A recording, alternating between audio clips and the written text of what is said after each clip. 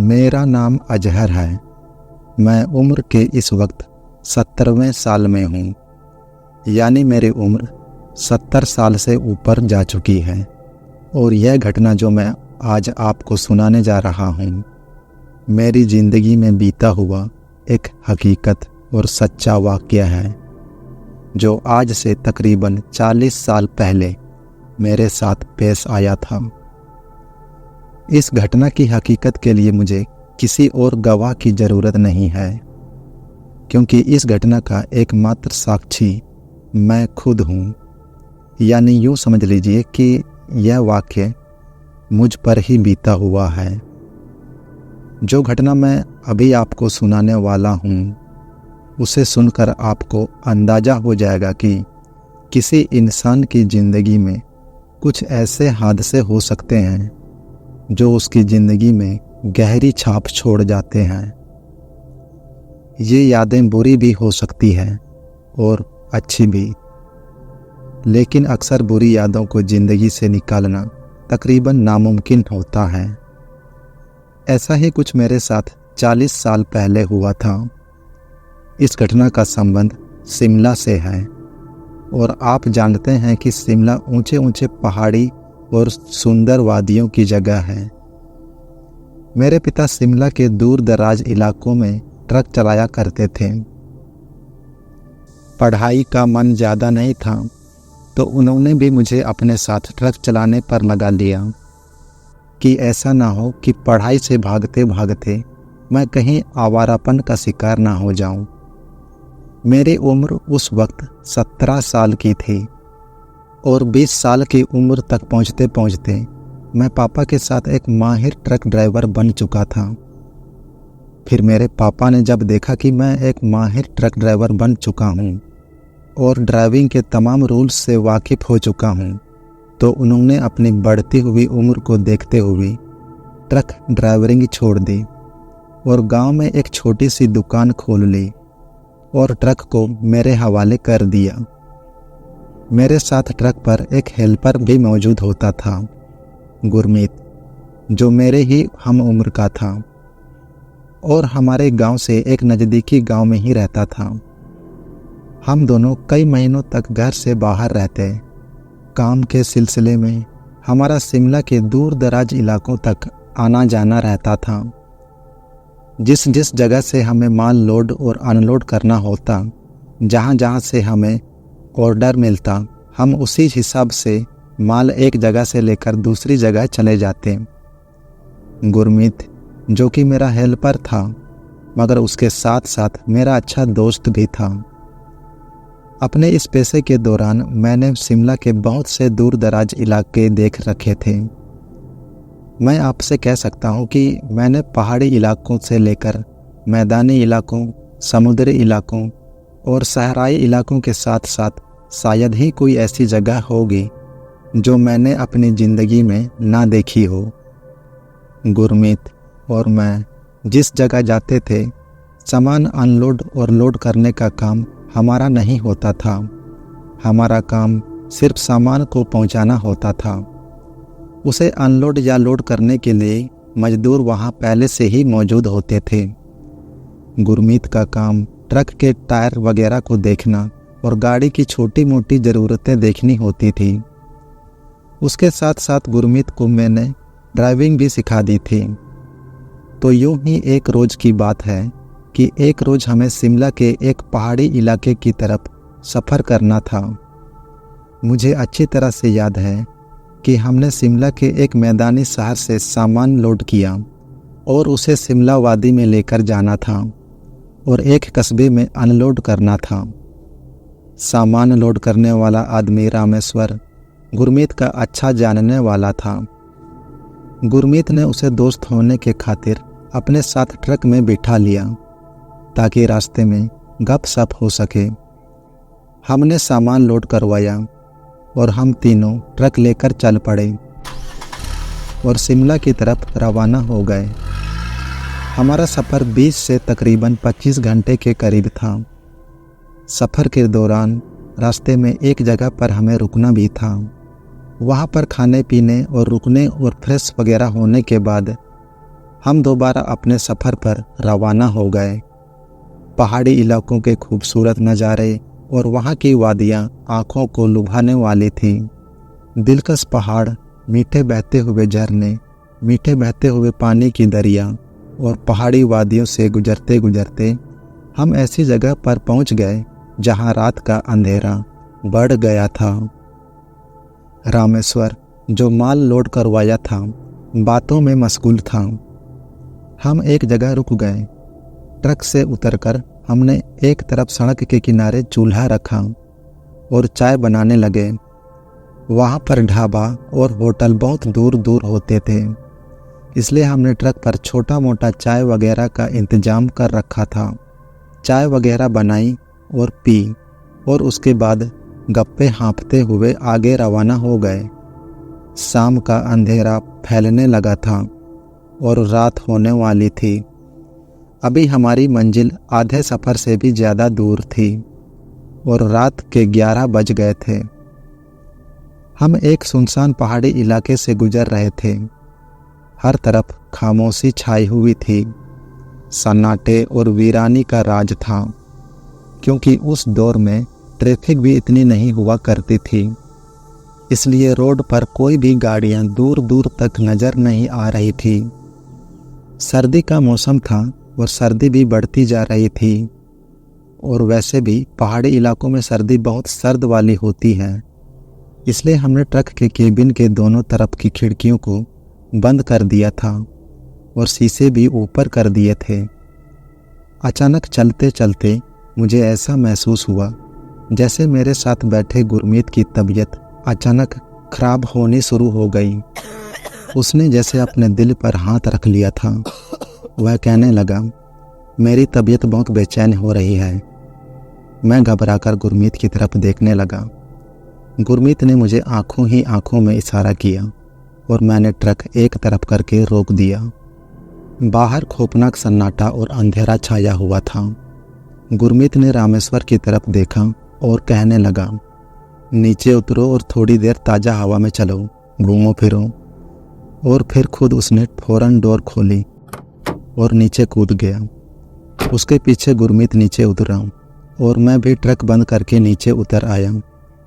बाहर ठंड बहुत ज़्यादा थी और बाहर की सर्दी अंदर की सर्दी से भी ज़्यादा कड़क थी। मैंने गुरमीत की तरफ देखकर कहा, मेरा ख्याल है यहाँ रुकना अक्लमंदी नहीं होगी, बाहर ठंड बहुत ज़्यादा है। गुरमीत ने मेरी बात से सहमति जताते हुए कहा, मुझे भी ऐसा लगता है, मगर मुझे लगता है कि केबिन के अंदर रहने से उसकी तबीयत और ज़्यादा खराब हो रही थी। रामेश्वर को नीचे उतरने का कोई भी फ़ायदा नहीं हुआ। उसकी तबीयत अभी भी बिगड़ रही थी। वह रह रहकर अपने सीने पर हाथ रख के ऊंची ऊंची सांसें लेने लगा। हम लोग परेशानी के कारण वहीं बैठ गए।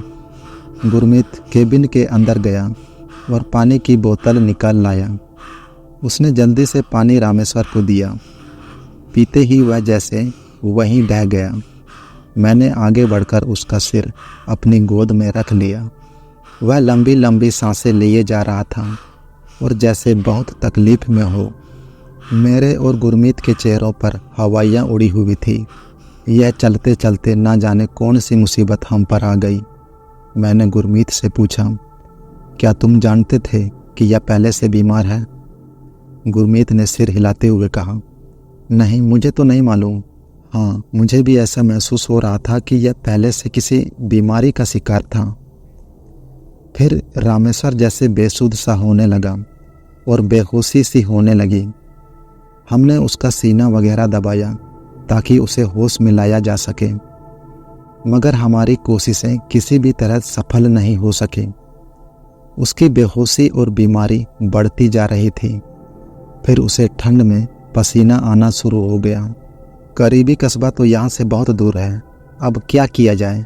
गुरमीत ने चिंतित स्वर में कहा, आसपास तो कोई आबादी नहीं है, यहाँ तो सारा वीराना ही वीराना है। मैंने गुरमीत से कहा, मैं करीबी किसी डॉक्टर या हकीम को लेकर आता हूँ, अगर कोई डॉक्टर या हकीम मिल जाए। गुरमीत मेरी यह बात सुनकर जैसे घबरा गया। मतलब मैं अकेला इसके पास? अरे घबराओ नहीं, मैं ज़्यादा दूर नहीं जाऊंगा, देखता हूँ पास कोई ना कोई गांव जरूर मिल जाए, तुम यहीं बैठे रहो।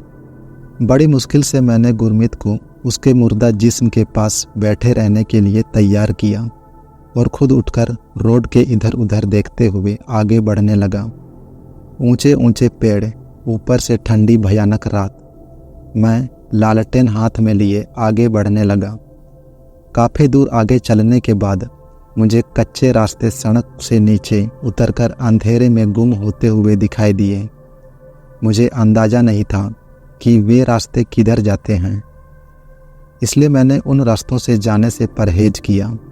मुझे डर था कि मैं कहीं रास्ता भटक ना जाऊं और वापसी का रास्ता ही ना मिले।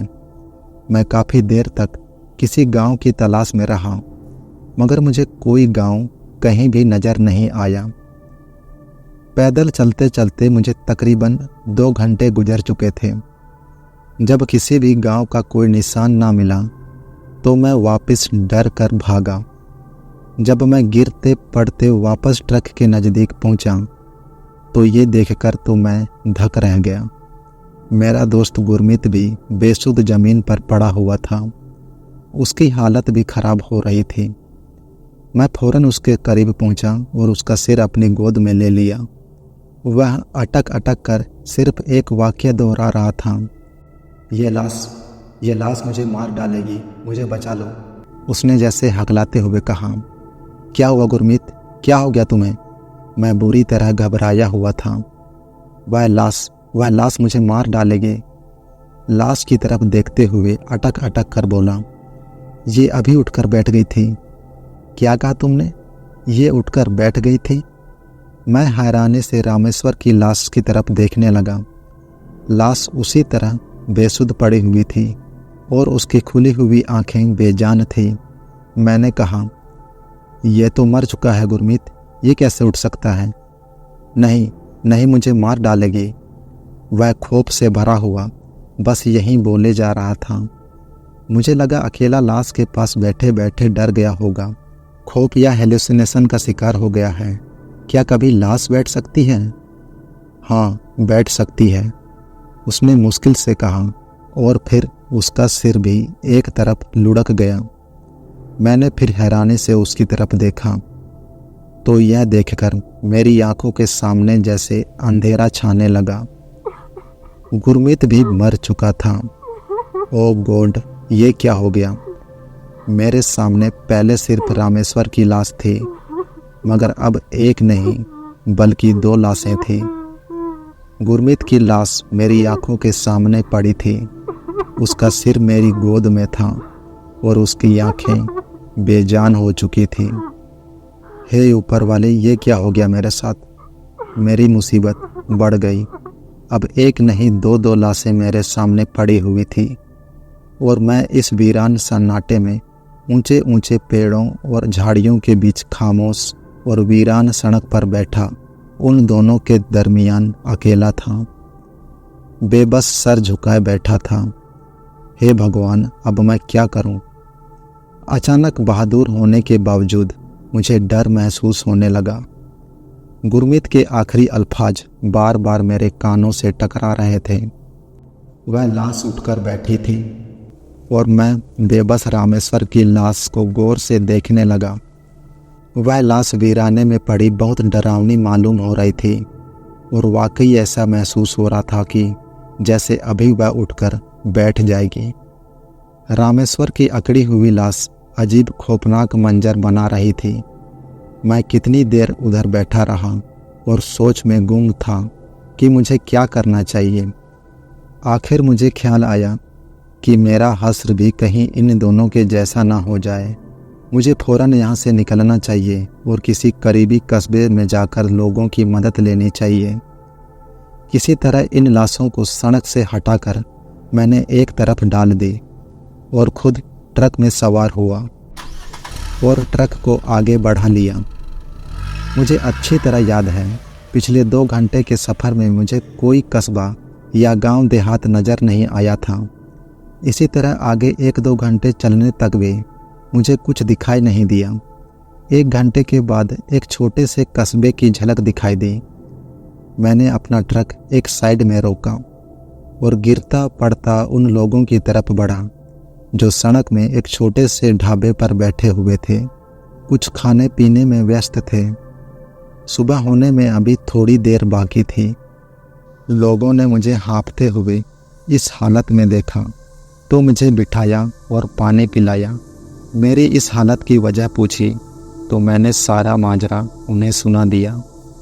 ढाबे के मालिक ने गांव के 1-2 लोगों को मेरे ट्रक में भेज दिया। हम वापस उस जगह पहुंचे जहां वह दोनों लाशें पड़ी हुई थी। उनको उठाकर ट्रक में डाला और उन्हें लेकर हम उसी ढाबे पर पहुंचे। पता चला कि रामेश्वर अपनी बीमारी के कारण चल बसा। उसे दिल का दौरा पड़ा था जो उसके लिए जानलेवा साबित हुआ, और गुरमीत जो बेचारा उस लाश के पास अकेला था उसी के खौफ से मर गया था। ना जाने उसने लाश को उठकर बैठे देखा भी था या नहीं, किस वजह से उस पर इतनी दहशत आ गई कि वो खौफ से ही मर गया।